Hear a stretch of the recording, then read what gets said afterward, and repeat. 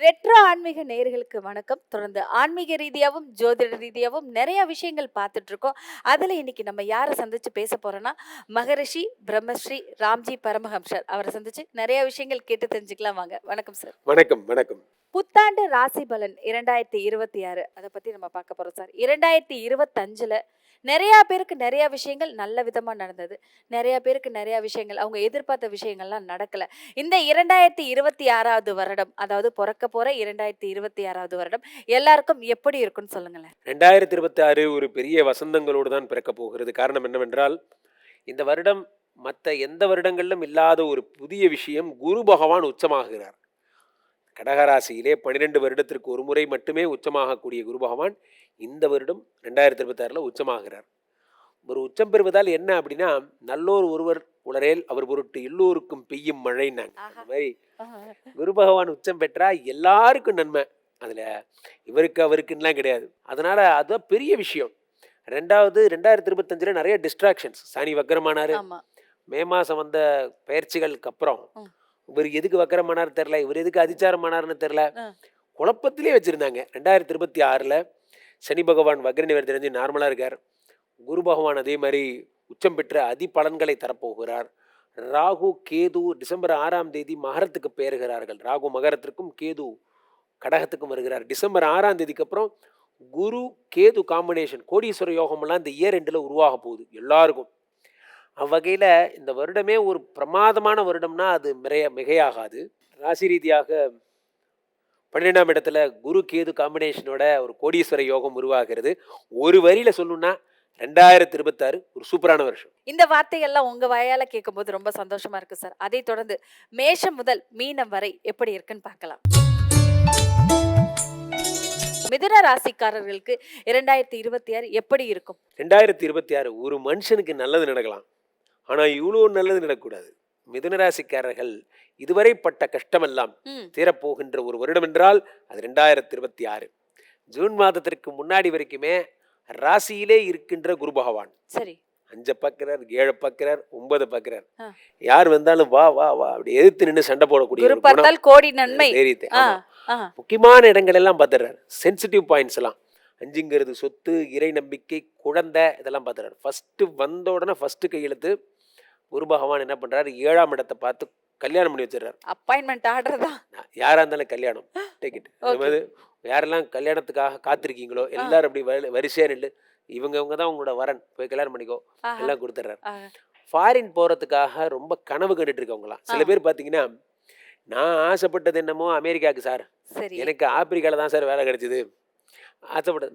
நான் கீழே சொல்லலை, பட் ஆனால் நான் என்ன சொல்ல வரேன்னா, நான் நினைத்தது நடக்கலை, நான் வேற ஒன்று நினைச்சேன் ஆனால் எனக்கு வேற ஒன்று கிடைச்சிருக்கு அப்படிங்கிற மாதிரி கண்ட்ரீஸில் காம்ப்ரமைஸ் ஆகிருப்பாங்க. ஏதோ ஒன்று சார் அப்படி ரொம்ப ஜில்லுன்னு இருக்கணும்னு ஆசைப்பட்டேன், சவுதி அரேபியாவில் கூட்டு வந்து உட்கார வச்சிட்டாங்க அப்படிங்கிற மாதிரி, ஏதோ ஏன் கிடைச்ச வேலையை வச்சு ஓட்டுறேன் அப்படிங்கிற மாதிரி அதெல்லாம் சரி பண்ணி குரு பகவான் விருப்பப்பட்ட பணியை தருவார். அவங்களுக்கு பிடிச்ச வேலையை தருவார். மிதுனராசிக்காரர்கள் பெரும்பாலும் பார்த்தீங்கன்னா ரொம்ப ஹோம்லியாக இருப்பாங்க. இவங்க பார்த்தீங்கன்னா அவங்க வீடே பார்த்தீங்கன்னா ஒரு வீட்டுக்குள்ளேயே தோட்டம்லாம் வச்சிருப்பாங்க, வீடே கோயில் மாதிரி இருக்கும்.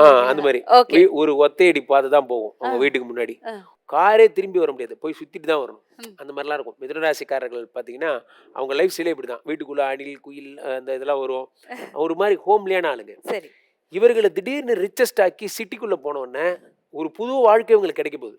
ஃபார் எக்ஸாம்பிள், எங்கள் ஊரில் நான் வில்லேஜில் இருந்தேன் சார், திடீர்னு எனக்கு கூகுள் கம்பெனியில் வேலை கிடைச்சிருச்சு சார் அப்படிங்கிற மாதிரி லைஃபே தலைகீழாக மாறக்கூடியது. ஏனென்றால் குரு 7 பார்க்கிறார், அடுத்து குரு 9 பார்க்கிறார். 9ஆம் இடம் என்பது பேர் அதிர்ஷ்டம்.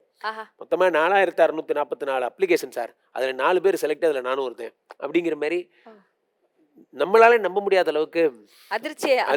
ஆமா, இதுல நிறைய பேர் ஏய் பிச்சு டேக் திஸ் ரெசிக்னேஷன் ஆர்டர், நான் அடிச்சது யாருக்கு கேட்டுச்சோ இல்லையாடா, அமெரிக்காக்காரனுக்கு கேட்டுச்சுடா அப்படிங்கிற மாதிரி அந்த ஹாப்பியா சார்லாம் இருக்கிற வேலையை விட்டுட்டு என்ன பண்ண போற, நீ தர்ற பொங்கலுக்கும் சுண்டலுக்கும் அப்படிங்கிற மாதிரி வேலையை தூக்கி போட்டு வரக்கூடிய அமைப்பெல்லாம் இவங்களுக்கு இந்த வருஷம் வரும். அதுல இவங்களுக்கு என்ன அப்படின்னா, இந்த ராசியில 5ஆம் இடத்தை பார்க்கும்போது குழந்தை, குருவே குழந்தைய பார்க்கறதுனால புத்திரகாரகன் அவர். ஐவிஎஃப் பண்ணும், ஐயுஐ பண்ணும்.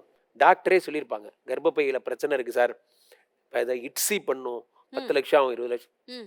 குரு பார்த்தாச்சு, அப்போ மிதுனராசிக்காரர்களுக்கு என்ன பண்ணா குழந்தை பிறக்கும்? மிதுனராசிக்காரர்கள் கூட்டிட்டு இன்னும் 2வது ஹனிமூன் போயிட்டு வாங்க, குழந்தை பிறக்கும். வேற ஒண்ணும் பண்ண ஹனிமூன் வேண்டாம். போனா போதுமா சார்? ஓகே.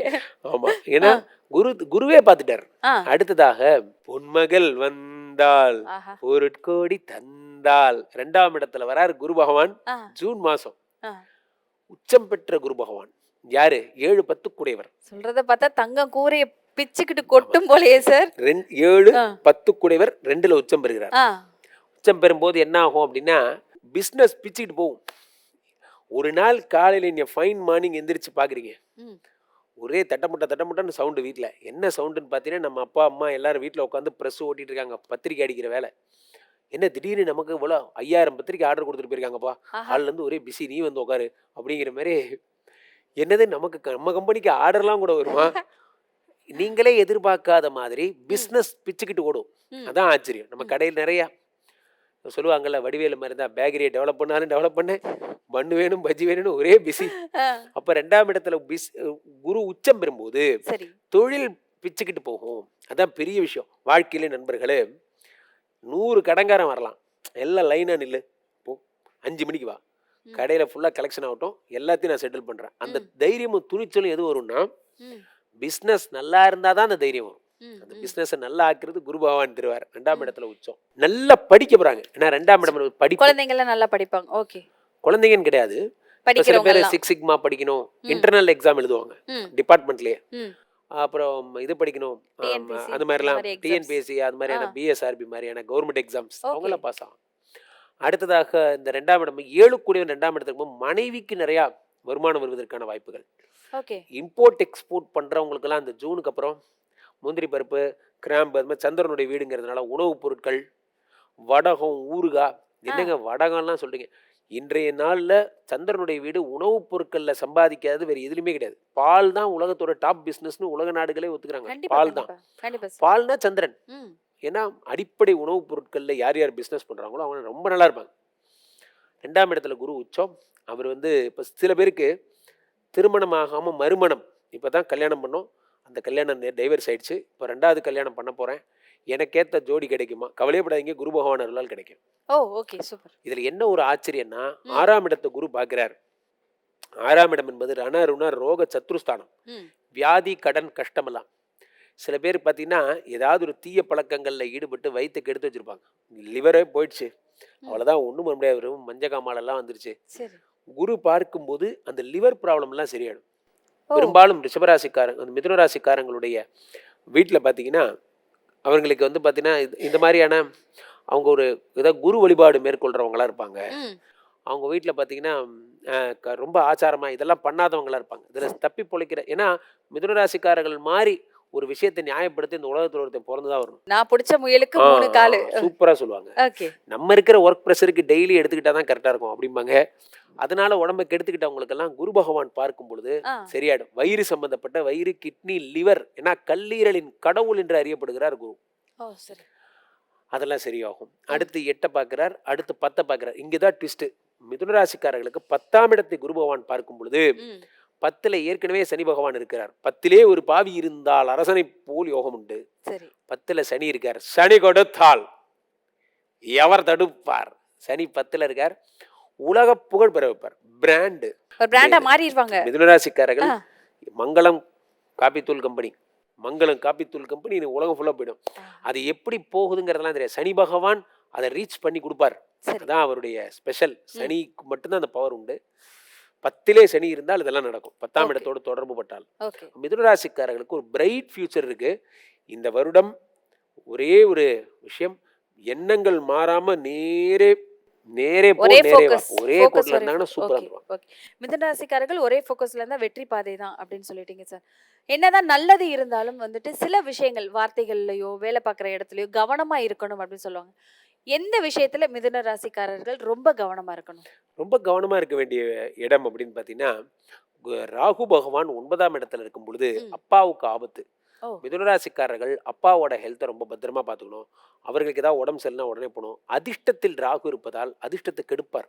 அப்போ என்ன பண்ணுன்னா ஷேர் மார்க்கெட் மாதிரியான இந்த லம்ப் மணி வரக்கூடிய விஷயங்கள்ல ஈடுபடவே கூடாது. ஈடுபட்டால் பெரிய ப்ராப்ளம் வந்துடும். அது மட்டும் பண்ணக்கூடாது. 10ஆம் இடத்துல சனி பகவான் இருக்கும்போது பெரிய பிரபலம் ஆயிடுவீங்க. ஸோ அதனால் அந்த புகழ் வர்ற நேரம் விமர்சனங்களும் வரும். அதையும் தாங்கிக் கொள்ளுகின்ற மனப்பக்குவத்தை மட்டும் வளர்த்துக்கணும். மிதுன ராசிக்காரர்களுக்கான 2026 இந்த தெய்வத்தை வழிபட்டா போதும், அவங்க வாழ்க்கையில எல்லாமே வெற்றி தான் அப்படின்னா எந்த தெய்வத்தை திருவேற்காடு கருமாரியம்மன் வழிபடணும். ஆஹா. ராகு 9ஆம் இடத்துல இருக்கும் பொழுது ம். திருநாகேஸ்வரத்தில் இருக்க ராகுவை வழிபடணும். இதை மட்டும் வழிபட்டாலே போதும், மிதுன ராசிக்காரர்கள் ஓஹோன்னு வந்துருவாங்க. சிறப்பு. ஏன்னா குரு சூப்பராக இருக்கார், சனி சூப்பராக இருக்கார், ராகு மட்டும் தான் கொஞ்சம் பிரச்சனை பண்ணுறாரு. இவரை மட்டும் டியூன் பண்ணால் போதும். பக்கத்தில் இருக்கிற புத்து கோயிலுக்கு போய் புத்து மண் எடுத்து நெத்தியில் வச்சுக்கிட்டு அங்கே நாகாத்தம்மன் கோயிலை வழிபட்டாலே போதும். வேற எந்த விதமான பரிகாரங்களும் தேவையில்லை. 100க்கு எவ்வளவு மார்க் சார் கொடுக்கலாம் மிதுன ராசிக்காரருக்கு? மிதுனராசிக்காரருக்கு 100க்கு 98 மார்க் தரலாம். சிறப்பு. ரொம்ப பிரமாதமா இருக்கிற ஒரு ராசினா மிதுனராசிக்காரர்கள் தான். அதே மாதிரி நேர்களே, உங்களுக்கு யாராவது பர்சனலா உங்களுடைய சொந்த ஜாதகத்தை பார்த்து உங்களுக்கு நடக்க போற 2026 யோகங்களை பத்தி, புத்தாண்டு பிறக்க போகுது சார், நமக்கு என்ன தரப்போகுது புத்தாண்டு என்று தெரிந்து கொள்ள விரும்புபவர்கள் கீழே போயிட்டிருக்க 2 நம்பரை அழைத்து என்னோட தொடர்பு பர்சனலாக பேசலாம். அனைவருக்கும் என் இனிய ஆங்கில புத்தாண்டு நல்வாழ்த்துக்கள். Wish you wonderful happy new year 2026. நன்றி.